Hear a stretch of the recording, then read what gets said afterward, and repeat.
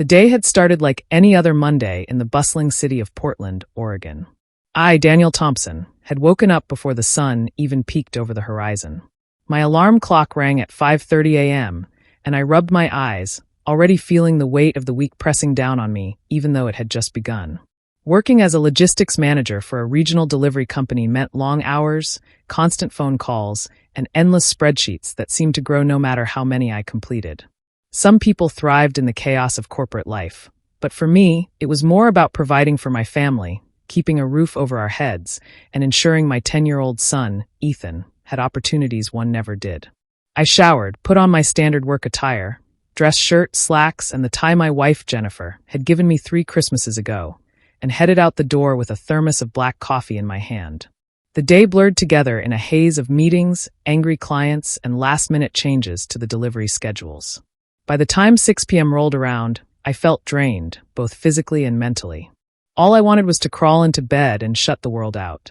But life as a parent doesn't pause just because work was rough. When I finally pulled into our driveway, the house looked warm and inviting, lights glowing softly through the curtains. I sat in the car for a few moments, letting the silence soothe me. Inside, I knew Ethan would be waiting, probably eager to tell me about his school day, and Jennifer would be preparing dinner. I took a deep breath and stepped out, trying to shake off the heavy cloud of exhaustion. As soon as I opened the door, Ethan's voice rang out. "Dad, you're home."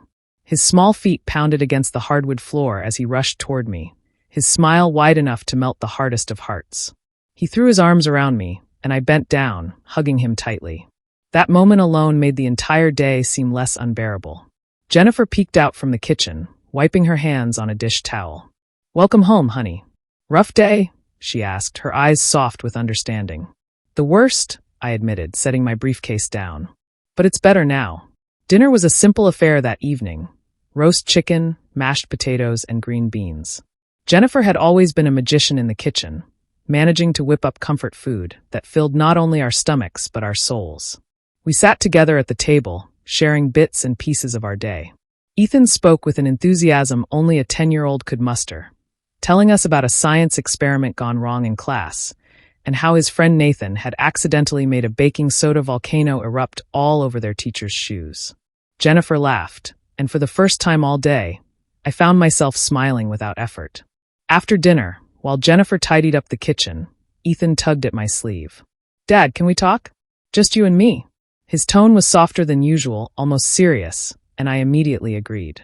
We went into the living room, and he motioned for me to sit on the couch beside him. I sank into the cushions, grateful for the chance to rest my aching back, and looked at him expectantly. "What's on your mind, buddy?" I asked. Ethan fiddled with his hands, his eyes darting around the room before settling on me. "I know you've been really tired lately. I see how hard you work, and sometimes you look sad when you come home." "I don't want you to be sad, Dad." My chest tightened. I hadn't realized just how much Ethan had been noticing. I thought I was doing a good job of keeping my struggles hidden, of putting on a brave face for him. But kids are more perceptive than we give them credit for. Before I could respond, Ethan jumped up and ran to his backpack by the door. He pulled out a folded piece of paper, carefully straightened it, and handed it to me. "I made this for you at school." I unfolded it to reveal a colorful drawing.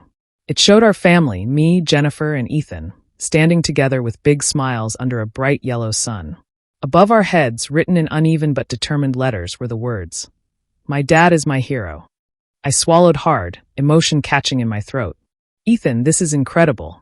He sat down again, watching my reaction nervously. "I wanted you to know that even if your job is hard, and even if you're tired, you're still the best dad. You're my hero, and I'm going to grow up to be like you." Tears stung my eyes, and I didn't even bother to hide them. In that moment, the weight of the day, the endless stress, and the exhaustion seemed to lift. All that remained was the overwhelming love I felt for my son. I pulled him into my arms, hugging him tightly. "You have no idea how much this means to me, Ethan." "Thank you." Jennifer must have been listening from the kitchen because she appeared quietly in the doorway, her eyes shining with tears as well. She didn't say anything, just gave me a soft smile that told me she understood the depth of what had just happened. That simple act, my son's drawing, his words, changed everything for me. I realized I had been so caught up in the grind of work that I was forgetting why I was working so hard in the first place. It wasn't about promotions or paychecks or climbing a corporate ladder. It was about moments like this. It was about being the kind of father who could inspire his son, who could show him that love and dedication matter more than anything else. Over the next few weeks, that moment stayed with me. I started making small changes. I set firmer boundaries at work, refusing to bring my laptop to the dinner table. I made it a point to attend Ethan's soccer games, no matter how busy things were.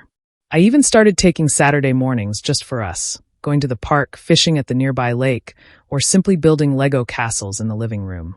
Ethan's actions didn't just lift me out of my exhaustion. They gave me perspective. They reminded me that family is the anchor in the storm, the reason we push through the hardest days. And as time went on, I noticed a change in myself too. I laughed more, smiled more, and even my colleagues at work noticed that I carried myself with a lighter spirit. One night, months later, as I tucked Ethan into bed, he looked up at me and whispered, "Dad, are you happier now?" I smiled and brushed his hair back. "Yes, buddy. Because of you."